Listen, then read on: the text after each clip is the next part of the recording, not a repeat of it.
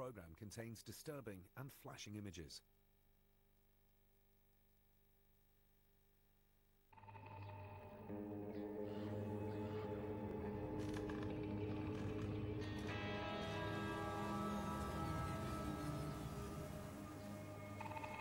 John and Nancy had just moved to Montana because he loved the wide open spaces. They were really crazy about each other. Head over heels in love. I spoke to John. He told me they would be going down to Colorado to pick up the kids to bring them back. They never made it out of town. Dead? Dead? What do you mean, dead? I could see the event. I can see the long staircase. There was not reasoning or consciousness. He had to do it. He really was describing to me what had happened. Was all of this true? I don't know.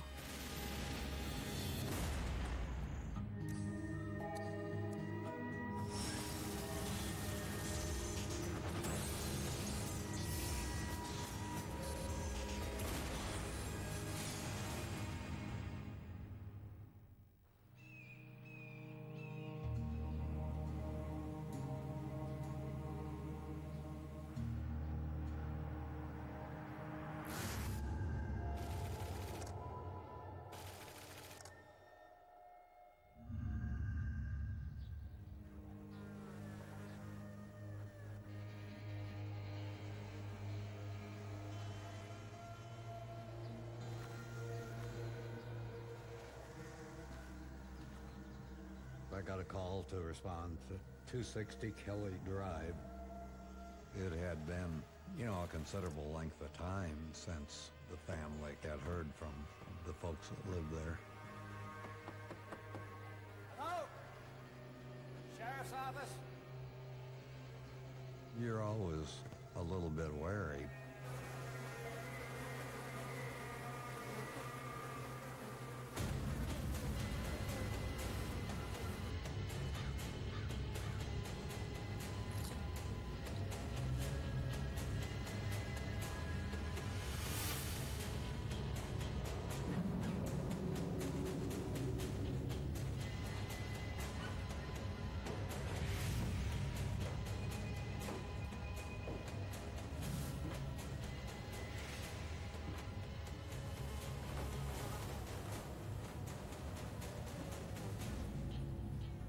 Until I entered the master bedroom, I had no idea what I was going to find.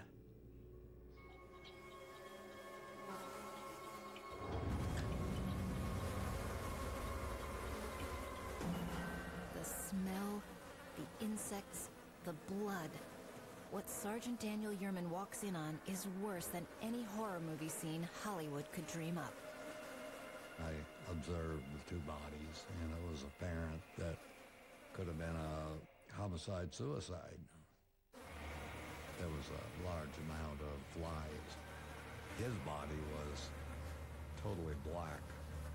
He had the gunshot wound in his head, and I really couldn't tell for sure with her, but she had a pillow over her face.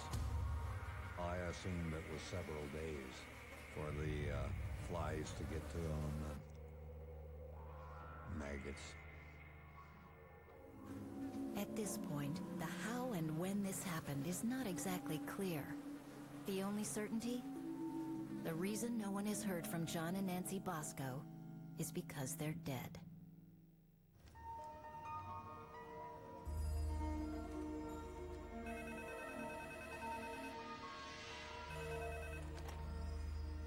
I got the call from the cops in Montana, and they said, I have very bad news for you.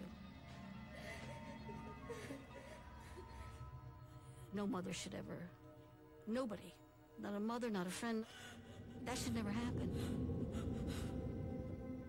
I couldn't begin to process this.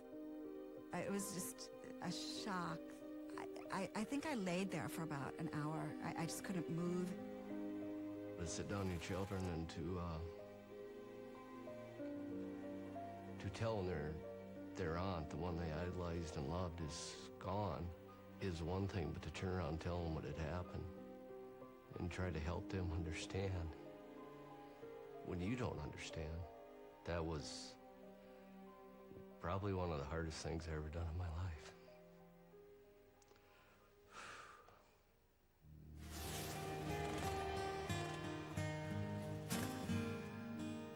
From the very first time they meet, the chemistry between John and Nancy is electrifying. They're made for each other. Very beautiful woman. I know she had aspirations of being a model. She was very fun-loving, outgoing. She loved to be outside, exploring or hiking. When she got out of college, she headed out to Denver and found a job with computers. Blessed with an outgoing personality and down-to-earth charm, it's not long before Nancy's career in sales takes off. She would call people up and tell them what she was selling to see if she could get over and show them. Hi, is this John? So she called John. John was living alone at that time. John's life is unraveling. He's going through a brutal breakup with the mother of his 2 young kids. He's ready for a bit of sunshine in his life. I could come by and you can look at it. So he said, yeah, sure, you want to come over and show me what you're selling? I'll take a look at it. And it didn't take them very long to fall in love. The next thing you know, John and Nancy are saying, I do. 2 years after their wedding, they set out for Montana, ready to conquer the wild frontier. John always had this go west young man urge. In most of life he was so talkative, but out in the woods he wasn't like that. He was just peaceful. All right, let me see you work it. Yeah. John was pretty proud. He thought he got a really good deal on this place. John and Nancy were out here getting their woodworking business set up. He was a genius with his hands. Very hard worker. He was a good son. 6 months into their adventure in Big Fork, John and Nancy Bosco are carefree, living the life they've both dreamed of. But the nightmarish scene in their master bedroom tells a different story. Could there be a dark side to their life that no one knows about? Hi, Montana DCI.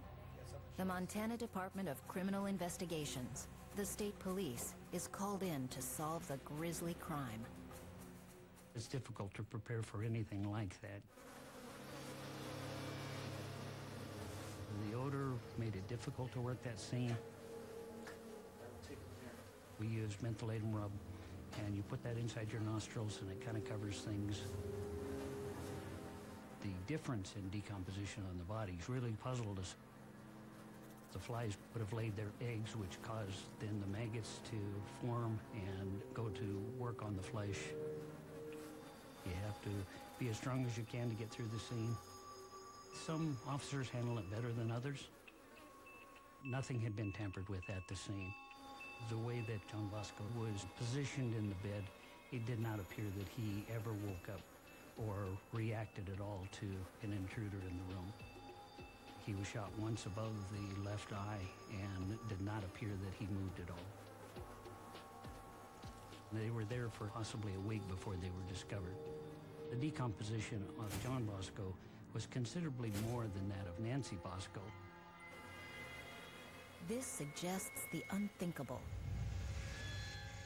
Did Nancy shoot her husband before turning the gun on herself? If that's the case, something's missing. Where's the weapon? We found a box which was empty, but it contained information that there was a .357 Magnum that John Bosco owned.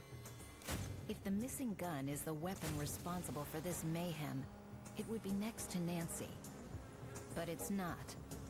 And that means this is not a murder-suicide, it's a double homicide.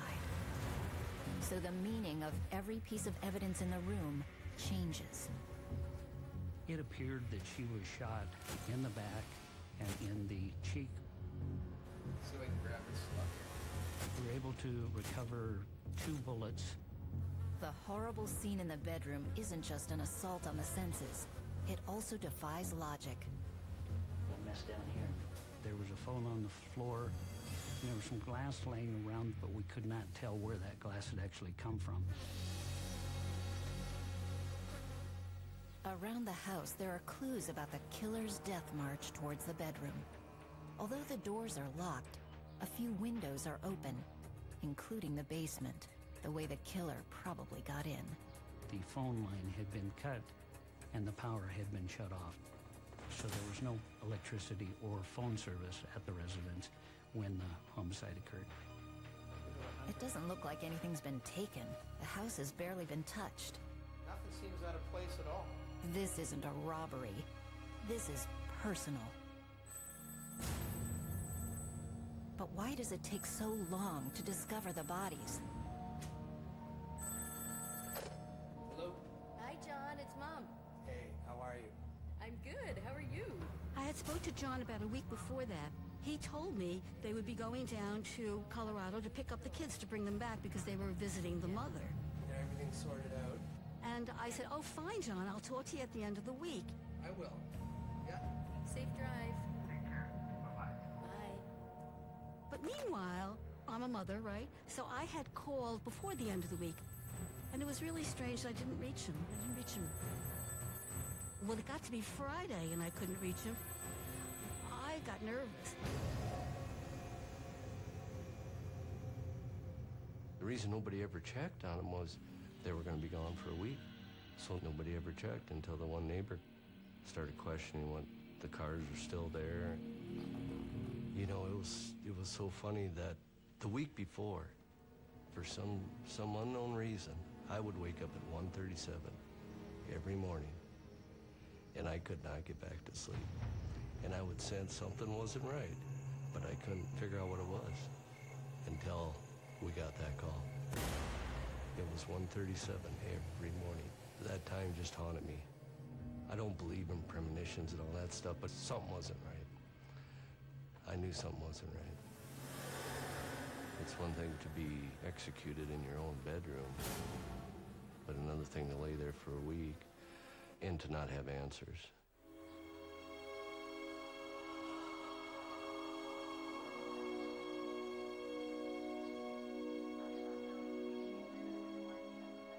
We were all brokenhearted over this. This was now the new reality of my life. It changed my whole relationship to the world around me. I had no idea what had really happened. Somebody killed John and Nancy as they slept in their bed. Who would have done that? I had no idea. We didn't know what had happened. Who? No idea who.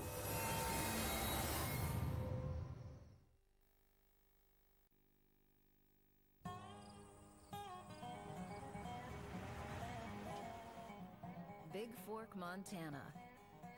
Nestled in the Rocky Mountains, it's known as one of the 50 great towns of the West. Over 3 million tourists come through the Flathead Valley every year.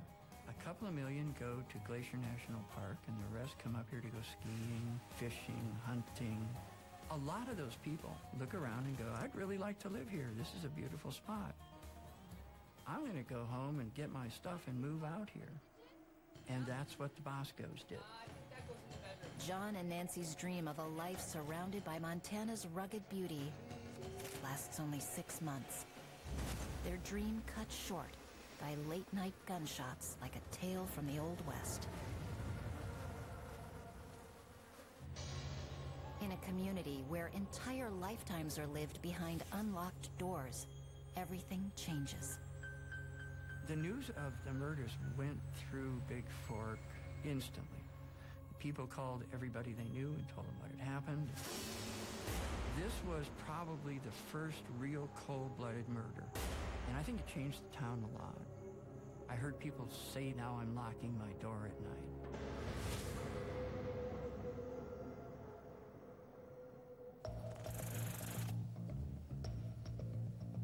Autopsies revealed John and Nancy died a week before the discovery of their bodies. That's no surprise. What is surprising is their time of death. They're roughly the same. So why is Nancy's body less decomposed? Because Nancy's wounds had been covered with a pillow, the open wounds were not attacked by the maggots as they were with John. Another sobering fact is confirmed. John was asleep when he was shot. Nancy wasn't. His death was caused by a good clean shot to the head. Which is an odd expression, but that's what it was. Coroner's report said that it appeared that Nancy was awakened by the shot to John, and she was putting on her glasses because there were glass fragments all over her side of the bed. That was absolutely the hardest thing for me to deal with. John at least never knew what hit him, but Nancy did, and that she had to be in this absolute terror. And they said that the bullet went through her back and then out through her eye and out the glasses. The autopsies paint a picture of fear and brutality that few are even willing to imagine. Whoever shot Nancy in the back and John in the head left no clues behind. The only hopeful lead from the crime scene is John's missing gun. It didn't kill anyone. So we knew that the stolen weapon was not the murder weapon. Owning guns in Montana is very common. Most people have weapons. It's legal to do an open carry or to have a weapon on your side that is visible. John apparently made it pretty evident that he had the weapon there for protection. But protection from whom? John and Nancy have only lived in Big Fork for 6 months. How could they have already made an enemy? Who hates them enough to want them dead? Well, maybe not a new enemy. John has been having difficulties with a bitter breakup. John had been in a custody battle for the 2 children for 6 years. She got custody, and then he got custody, and he eventually took the 2 children and enrolled them at a school in Montana. Damn it, John! She then came in the spring of '93 and took the kids out of school and took them back to Colorado with her. It's a complicated situation that strikes deep into John's heart and soul. I'm reaching the end of my line here. The kids idolized him, and he did love being a dad, and he was a good father. He was the epitome of the protective dad for both of them, but I think for a little girl, she just had to have felt that she was absolutely safe in his arms. John misses them horribly, and he's still fighting for full custody. I'm just a little concerned about this whole ordeal. Nancy and John were on their way back to Boulder to fight this custody order. They were going to be leaving the day after the murder. In any murder investigation, the spouse, even an ex-spouse, is looked at. But could John's ex possibly be involved in this brutal attack? I never took it that seriously. I'd never heard of anybody getting murdered over a custody charge.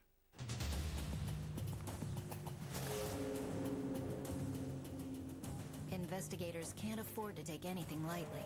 They have to consider all angles. A new lead drops right in their lap when a neighbor says Nancy thought someone was spying on her. Turns out that's true, and the spies are local teenage boys. Nancy Bosco had said that the boys drive by her residence and honk the horn. And there was a concern that she had, and she expressed that to friends. Is something sinister going on here? Or is it just boys being boys? Nancy Bosco at times would sunbathe on the deck of the residence. Being a wooded area, it's no doubt that they could have been in the woods, maybe watching her.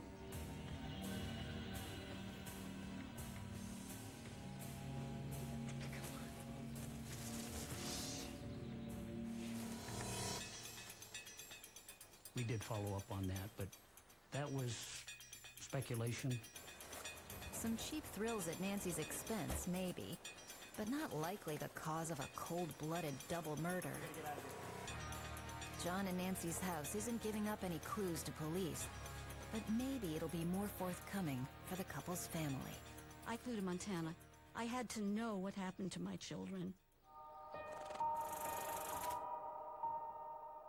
They were trying to find out if anything had been stolen, and to see if there are unusual things that John and Nancy would not have done. Antoinette buried another child previously. That doesn't make the horror of this murder scene any easier to take.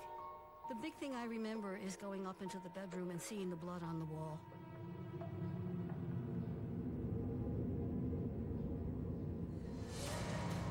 She fell down on her knees, and she felt overwhelmed by a sense of evil. I couldn't stand it. I just couldn't stand it. It was also real that they were there, and there was the blood on the wall, and that they had lost their lives in that bedroom. I mean, I don't even want to remember it. Okay? You want to live with that as a mother? No, you don't. Antoinette notices nothing out of place in the house. But when she sits down with investigators, she reveals her son John was very angry with someone in town. Apparently the owner, he didn't tell John when he bought it that there were bylaw issues. There was a legal dispute between John Bosco and Joe Clark, the man who sold him the house. And it was over what use the property could be put to, like if there could be a commercial shop or not. It's no trifling matter for the Boscos. Their whole future in Montana hinges on John making a go of his woodworking business on their property. He built longbows for archery, and a number of people had contracted with him to build bows for them. John didn't find out until after he purchased the residence that he was not supposed to or would not be allowed to have his business there. So that became a point of contention.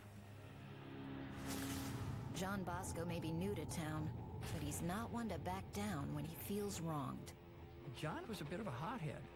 He thought that he was treated unjustly. But here in Montana, where John's a stranger in a strange land, he may be about to step on the wrong toes. Did his quest for justice lead to his and his wife's murder?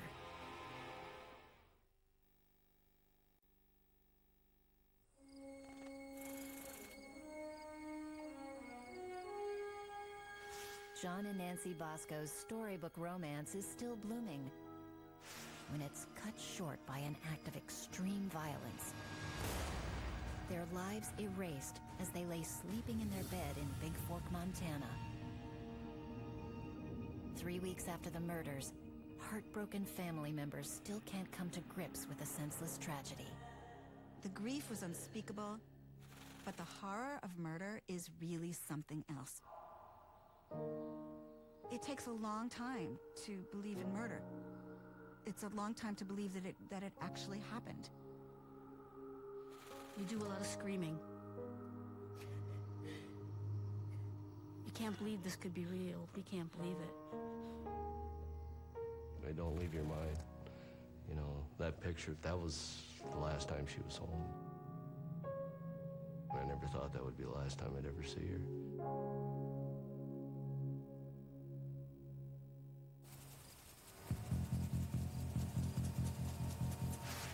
The murders rattle the whole community, and investigators wonder if a real estate deal might be at the center of this harrowing story. Bit of a problem here. Was Joe Clark completely honest with John when he sold him the property? That it's not zoned properly to run a business out of your home. There was a lawsuit against them, and apparently because of that, they weren't supposed to sell their house. And they had sold it. They'd sold it to John. And I've got a bit of a problem with this.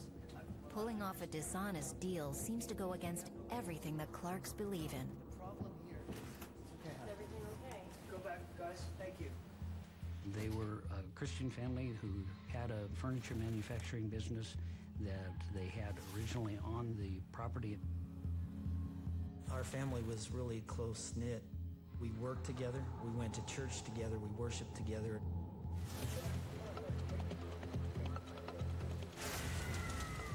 Our shop caught on fire.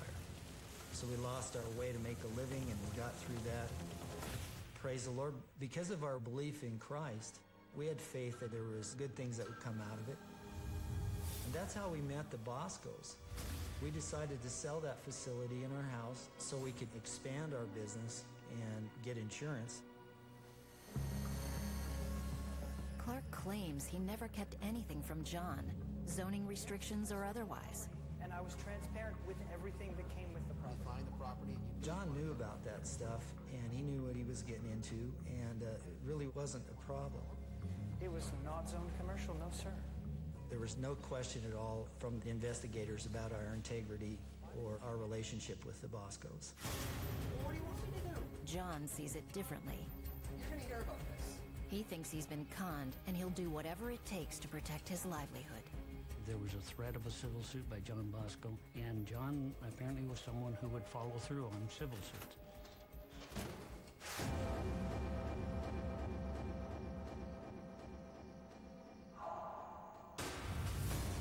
Their dispute is still simmering when someone climbs the stairs in the Bosco house and silences the debate for good.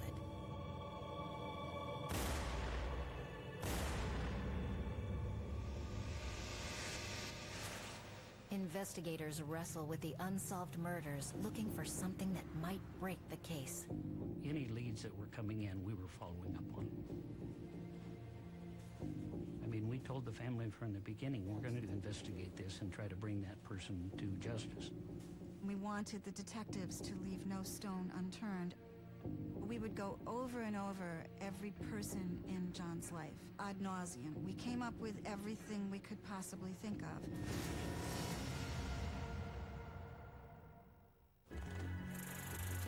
What do you think that John would have been scared of? John's father shows up at the sheriff's office with some unexpected information. I know that there were problems in Boulder. We learned a lot about John's difficulties with the courts in Boulder, Colorado. And it was over child custody issues. He had difficulties with attorneys, he had difficulties with judges. He had this idea that they were out to get him. It's looking like John was tangled in a mess of legal troubles before his death. John and Nancy never make it back to Colorado, but the investigators do. And the picture only gets hazier. As John's attorney, We talked to a number of individuals that told us about his paranoia. He did have some issues that he was trying to work out. He had expressed a number of times that he may be killed by someone who he disclosed information on based on his conspiracy theory that someone would come up and kill the Boscos because they were about to make known that corruption was going on in Boulder, Colorado in the courts. No wonder John slept with a gun at his side. Was he imagining things? Or did someone really want him dead? how many times has custody gone back and forth? Just in case, Gray Danis makes time to talk to John's embittered ex. I mean, he was a jerk. She reportedly mistreated the children. Well, you know, you gotta have some discipline. Kids need to have boundaries. The children at that point were not necessarily happy. It was pretty clear that they did not want to go back to Colorado with her. Fighting to keep your kids is one thing, murders quite another. You don't think I had anything to do with it? No surprise here. In her version, it's John who's the villain. He took the kids right up from under me. John Bosco did not have permission to move them 1,000 miles away from their mother. So she got a court order demanding that he turn the kids back over to her. She brought that court order into court in Montana, and they went to the schools in Big Fork and picked the kids up out of class. Clearly, John and his ex didn't like each other. Nothing new there.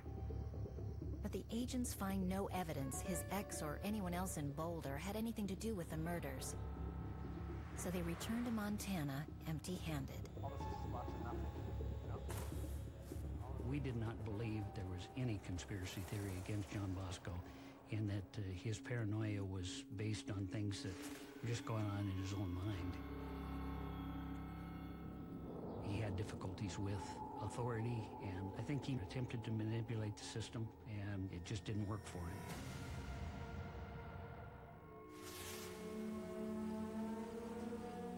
It's 3 months since the murders, and the killer is still out there. A true test of faith for John's mother, Antoinette. Desperately seeking answers, she turns to an alternative realm. The spirit world, and one Danyon Brinkley. I really sensed that he had a gift of being able to see things that other people didn't see. I have a technique about taking a person's pulse.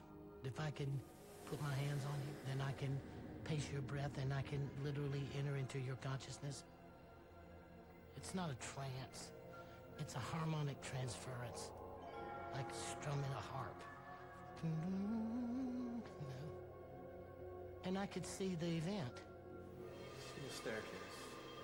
I could see the event. Antoinette is spellbound.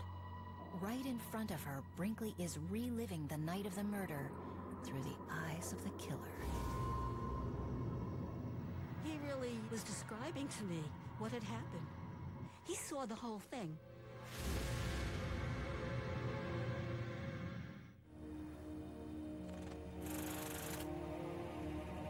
It's been 3 months since the double murder of Antoinette Bosco's son and daughter-in-law in Big Fork, Montana. John and Nancy's case is still unsolved. I was lost.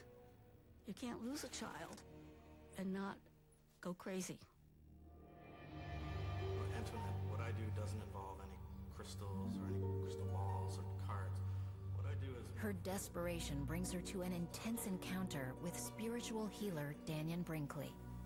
There's a hallway. She's mesmerized. It's as if he stepped directly into the mind of the murderer. I see little movies, and they last only seconds, but there, where I'm seeing it, a second is a year. I took Tony's hand, and her emotion creates the level of changing frequencies and harmonics. And then I'm crawling down into a window, and then coming through the rooms. It's a long staircase. He said, I see the staircase. And he went like this. He said, this was a kid. I can see myself in the mirror. And I saw him in the mirror, and it was a 19 or 20-year-old kid. Skinny, dark hair, inset eyes. Brinkley senses this is not the first time the kid has been in the house. He knew it too well, because I'm him. He knew it too well. Coming into the room, looking, knowing I had to kill him. There was not reason in her consciousness he had to do it. She still couldn't believe it. And I said, I go to a school out west, and I think the northwest. After months of frustration, Antoinette now has hope for some progress in the case. Was all of this true? I don't know. I don't know. Was it helpful? Yes, indeed. It was helpful to me because it gave me hope. Especially Brinkley's last image. December, they will find me. He sees the killer being captured in December. And that's just weeks away. Antoinette eagerly shares her new information with investigators. They're not impressed, but add skinny kid with inset eyes to their list of leads. Unfortunately, as late fall blankets Montana, that and every other lead brings them no closer to solving this mystery. The case goes cold as frost. There was not a suspect. I had to know, because the thought that a killer was just walking around free and easy and not being held responsible was just unthinkable and unbearable, and to know that that person could go out and kill again. We really had to know. I don't think they had anything. If you think about the crime scene, there was very little evidence of any kind. That's true enough, but the passage of time may be about to change that. I have covered a few murders, and it seems like after 6 months, people are eaten up by the guilt of doing the crime, and they will confess to someone. A girlfriend, a friend, a parent, a priest.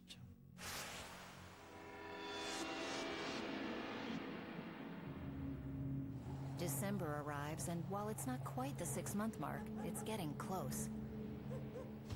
Investigators get a call from police 600 miles away in Newberg, Oregon. Sure enough, someone started talking. Dennis here. I remember getting the call that afternoon and knowing that was the break we needed. A student known as Shadow has been telling some strange stories at a local Christian college. I told him that we'd heard that Shadow had been bragging that he may have been involved in a shooting. Shadow had been talking about committing homicides in Montana, near his home. We needed to get on this right away. Newberg is a fairly small town. The university had a population on campus of about 2,200. They had one security officer. It was just a very quiet, very conservative school. Could this peaceful campus be the hiding place of the Bosco's killer? We had had contact with Shadow prior to this.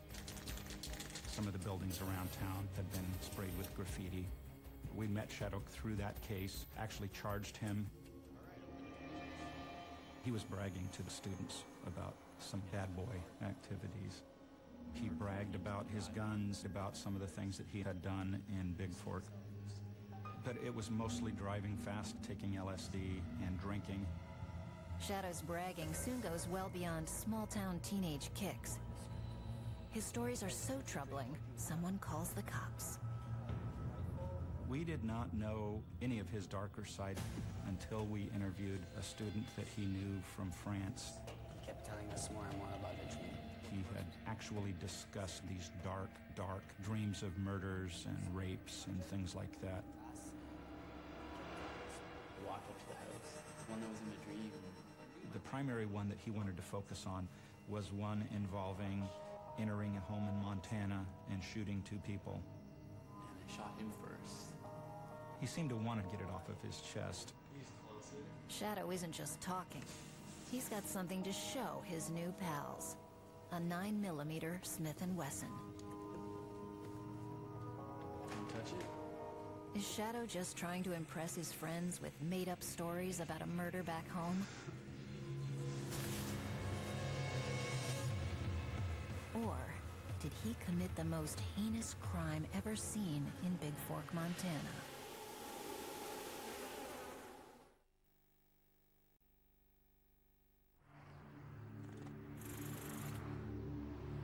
At a Christian college in Newberg, Oregon, it's time for investigators to talk to the enigmatic Shadow.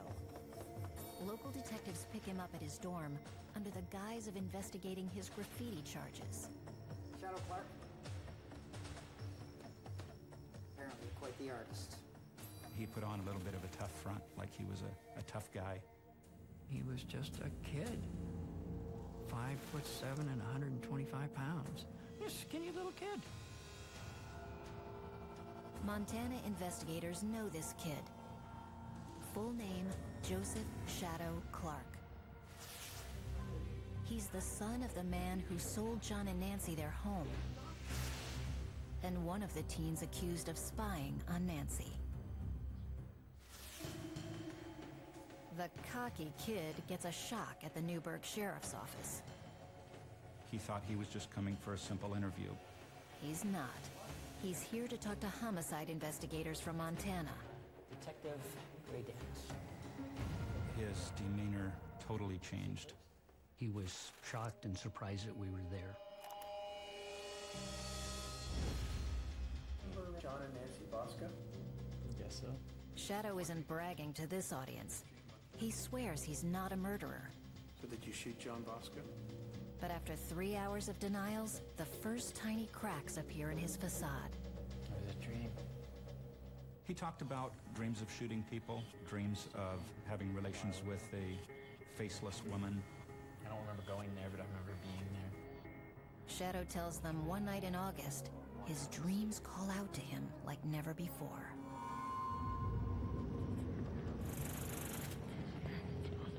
There was a voice telling him to get up and go, that a dream that he had had of going to the Bosco's home overpowered him. I remember going into a house. It's clear he's no longer sharing a dream.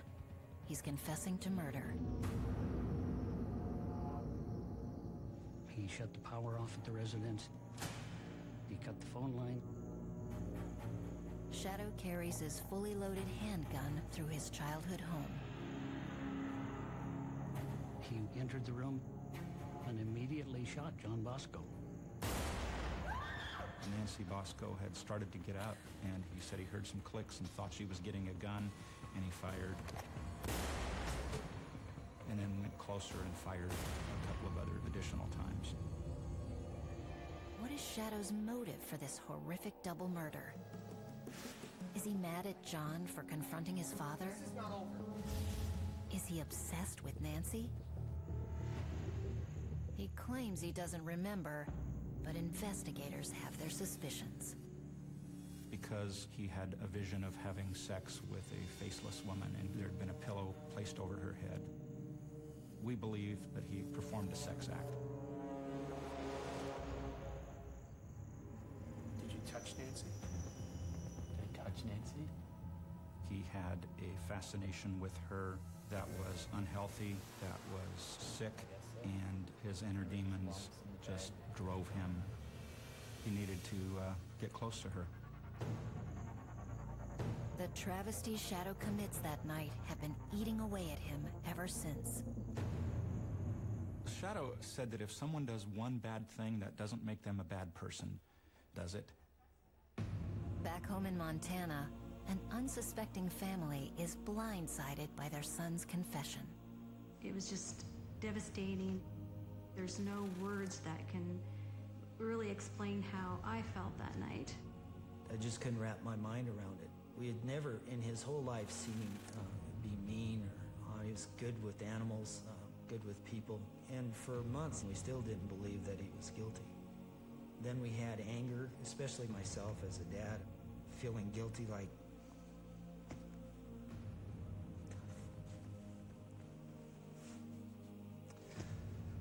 you know, we could have done something different, raising him.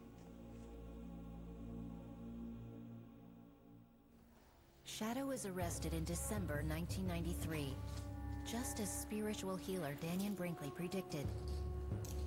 And that's not all he got right. He was a 19-year-old college kid who had lived in the house as a child. Not bad. And Shadow didn't leave the Bosco house empty-handed. Investigators find John's missing gun in a trumpet case stashed under his bed at his parents' home. To avoid the death penalty, Joseph Shadow Clark pleads guilty to 2 counts of deliberate murder and 1 count of aggravated burglary. He is sentenced to 220 years in prison. He'll be eligible for parole when he's 60. Shadow Clark was examined by a forensic psychiatrist several times before he was sentenced, and those records are still sealed. I think that the community in Big Fork, that the people around here were happy that he had gotten a long sentence. This was such a cold-blooded crime that it grabbed the attention of everyone in the area and kept their attention. And you can still talk to people about it, and they will remember this case. It was a cold-blooded murder. I don't really argue with people, you know, clearly. He believed he had to do it because this gun gave him a psychological identity. That gun made him a man. He went there to kill them. For me, who lives in dimensional reality, I think the joy that I derived from it was watching a mom, understanding what happened. Because we're all after closure. We're all after why. We all have to need to know that they loved us when they parted, because we surely miss them and love them now that they've departed. This is a key to helping a lot of other people find a sense of peace, to help find closure in every possible way they can. When we found out who the killer was, I think it did bring, I don't know, I can't say peace or closure, but it meant that we could go less crazy. I just can't forgive it. It's been a very tough 20 years. Ripped apart by incomprehensible violence, John and Nancy's families have only one defense against a lifetime of pain. Their memories, not of murder, but of life. I want John to be remembered as one of the friendliest, most human, good persons that you could ever meet. It was fun to be his mother. It was fun. And you don't have fun with a lot of people in life, you know? Remember the good times. The smile, the laughter. That's what I do.